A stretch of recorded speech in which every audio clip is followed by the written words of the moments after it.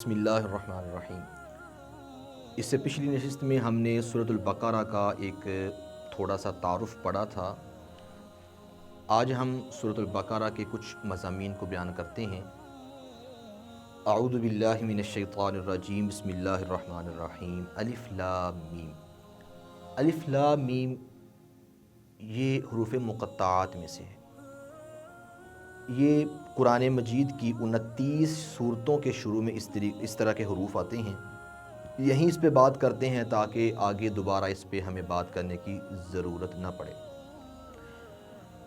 ان کو حروف مقطعات اس لیے کہتے ہیں کہ یہ قطع سے نکلا ہے، ٹکڑے ٹکڑے کرنا، کاٹنا۔ ان کو چونکہ الگ الگ کر کے پڑھا جاتا ہے، الف الگ، لام میم، اس لیے ان کو حروف مقطعات کہتے ہیں۔ اب یہ حروف مقطعات کی جو اصل مراد ہے، جو مطلب ہے، وہ اللہ رب العزت جانتے ہیں۔ رسول اللہ صلی اللہ علیہ وآلہ وسلم سے اس حوالے سے کوئی تشریح یا تفسیر منقول نہیں۔ علماء کا خیال ہے کہ حروف مقطعات کو لانے کی جو حکمت ہے وہ یہ کہ جو کفار یہ دعویٰ کرتے تھے کہ قرآن مجید خود ساختہ ہے، لوگوں نے خود بنا لیا، ان کو چیلنج ہے کہ اسی طریقے سے الف ہے، لام ہے، میم ہے، انہی حروف کو تم بھی اپنی زبان میں، اپنے کلام میں، گفتگو میں لاتے ہو، استعمال کرتے ہو۔ اگر تم میں ہمت ہے تو ان حروف کو ملاؤ اور اس جیسا کلام بنا لاؤ، لیکن وہ نہ بنا سکے۔ اس حوالے سے ایک بڑی دلچسپ بات جو ہے وہ صاحب تفہیم القرآن مودودی صاحب کی تفسیر میں دیکھی، وہ یہ تھی کہ یہ کوئی عجیب بات نہیں تھی۔ عرب لوگ اپنے کلام کے آغاز میں اس طریقے سے حروف اس طریقے سے استعمال کرتے تھے، اور وہ فرماتے ہیں کہ وجہ یہ ہے کہ کسی نے بھی قرآن مجید کے اوپر یہ اعتراض نہیں کیا کہ دیکھیں جی یہ قرآن اس طریقے سے ہے کہ اس کے شروع میں الف لام میم آ گیا، کسی کو پتہ ہی کوئی نہیں۔ تو گویا عرب کلام میں، عرب دنیا میں اس وقت کلام کے آغاز میں اس طریقے سے حروف استعمال کرنے کا رواج تھا، بعد میں جو متروک ہوا۔ ذالک الکتاب لا ریب فیہ، کہ یہ کتاب جس میں کسی قسم کا کوئی شک نہیں ہے، ھدی للمتقین، جو متقین کے لیے ہدایت ہے۔ یہاں میں یہ ذکر کرنا ضروری سمجھتا ہوں کہ اس کا سورت فاتحہ کے ساتھ ایک ربط بھی ہمیں نظر آتا ہے کہ جو ہم نے دعا مانگی تھی نا سورت فاتحہ میں، اہدنا الصراط المستقیم، کہ یا اللہ ہمیں سیدھے رستے کی ہدایت عطا فرما، اب وہ دعا قبول ہو گئی۔ سیدھے رستے پہ چلنے کے لیے جو مضامین ہیں نا وہ یہاں سے شروع ہو رہے ہیں۔ گویا سورۃ الفاتحہ میں ہم نے جو دعا مانگی تھی، پھر اس دعا کی قبولیت کے لیے پورا قرآن آگے ہے سورۃ بقرہ سے لے کے، کہ جس میں ہمیں بتایا جا رہا ہے کہ یہ وہ مضامین ہیں جن پہ چل کے تم سیدھے رستے پہ چل سکتے ہو۔ اور سورۃ فاتحہ میں ہم نے کہا تھا مغضوب یہود سے پناہ مانگی تھی، یہود سے کہ ان کے رستے پہ نہ چلا، تو اس صورت میں یہود کا تذکرہ ہے۔ پھر ہم نے اس میں الضالین، وہ لوگ جو نصارہ ہیں، ان کے رستے سے بھی پناہ مانگی تھی، سورۃ آل عمران میں ان کا ذکر ہے۔ تو سورۃ البقرہ یہ ان مضامین کی تشریح ہے جن پہ چل کے ہم ہدایت حاصل کر سکتے ہیں۔ ھدی للمتقین، یہ متقین کے لیے ہدایت ہے۔ دیکھیں جس بندے کے دل میں خوف خدا نہیں ہے، اسے کیا لگے نیکی کیا ہے، بدی کیا ہے۔ جس بندے کے دل میں اللہ کا خوف ہوگا تو وہ ایسے امور کو تلاش کرے گا کن سے اللہ راضی ہوتے ہیں، کن سے اللہ ناراض ہوتے ہیں۔ تو اصل حقیقی فائدہ اس سے وہی لوگ اٹھا سکتے ہیں جن کے دل میں اللہ کا خوف ہوتا ہے۔ اب متقین کون ہیں؟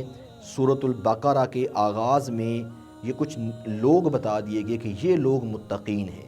دیکھیں پہلے ہے الذین یؤمنون بالغیب ویقیمون الصلاۃ ومما رزقناہم ینفقون، غیب پہ ایمان لاتے ہیں، جو چیزیں جن چیزوں کا ادراک مشاہدہ ان کے حواس نہیں کر سکتے، ان کی آنکھیں دیکھ نہیں سکتی، وہ صرف نبی صلی اللہ علیہ وآلہ وسلم کی خبر پر ان کو سچا جانتے ہیں۔ جنت ہے، جہنم ہے، فرشتے ہیں، غیب پر ایمان لاتے ہیں۔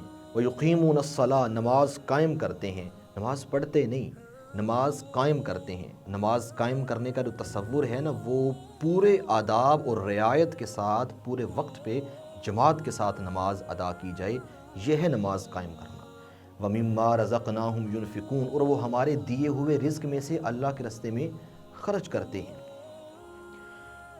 عبادت 3 قسم کی ہے، دل کے ساتھ اس کا تعلق ہے، اس کا بدن کے ساتھ تعلق ہے، مال کے ساتھ تعلق ہے۔ تینوں قسم کی عبادت کو اللہ تعالیٰ نے یہاں ذکر کر دیا۔ متقین جو لوگ ہیں نا، ان کی ایک اور خوبی ہے کہ وہ والذین یؤمنون بما انزل الیک وما انزل من قبلک، کہ وہ آپ پہ نازل شدہ جو وحی ہے اس پر بھی ایمان لاتے ہیں، اور آپ سے جو پہلے وحی نازل ہو چکی تھی نا اس پر بھی ایمان لاتے ہیں۔ یعنی وہ تفریق نہیں کرتے۔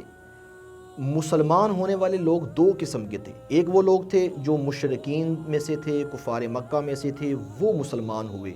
جو پہلی آیت تھی غیب پہ ایمان لاتے ہیں، نماز قائم کرتے ہیں، رزق میں سے خرچ کرتے ہیں، اس میں ان کی طرف اشارہ ہے۔ اور یہ جو آیت ہے اس میں اشارہ ہے اہل کتاب میں سے جو لوگ مسلمان ہوئے تھے، کہ وہ اس کتاب پر بھی ایمان لاتے ہیں اور اس سے پہلی کتابوں پر بھی ایمان لاتے ہیں۔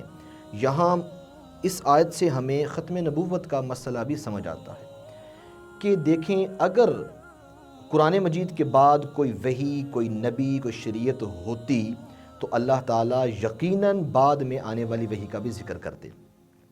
دیکھیں، وہ بلکہ ضروری ہو جاتا نا کہ پہلی والی کا ذکر کر دیا، کیونکہ اس پہ تو کسی نہ کسی صورت میں عمل ہو رہا تھا۔ اگر بعد میں بھی کسی وحی نے، کسی صاحب شریعت نے، کسی رسول نے، نبی نے آنا ہوتا تو یقیناً اس کا تذکرہ بعد میں ہوتا، لیکن نہیں ہوا۔ جو آپ پہ نازل ہوا اور جو اس سے پہلے نازل ہو چکا۔ وَبِالْآخِرَةِ هُمْ يُوقِنُونَ، وہ جو متقین ہیں وہ غیب پہ ایمان، نماز قائم، اللہ کے راستے میں خرچ کرتے ہیں، اس وحی پہ، اس سے پہلی وحی پہ ایمان لاتے ہیں، اور وہ آخرت پر بھی یقین رکھتے ہیں۔ اب آخرت پہ یقین، یہ یؤمنون بالغیب، غیب پہ ایمان لانے میں آ گیا تھا، لیکن اس آخرت کو، اس کی اہمیت کے پیش نظر جو ہے اللہ رب العزت نے الگ سے بیان کیا۔ تو یہ سورۃ فاتحہ کا پہلا مضمون کہ آغاز میں اللہ تعالیٰ نے متقین کا تذکرہ کیا ہے۔ اللہ تعالیٰ ہمیں اس پہ عمل کرنے کی توفیق عطا فرمائے۔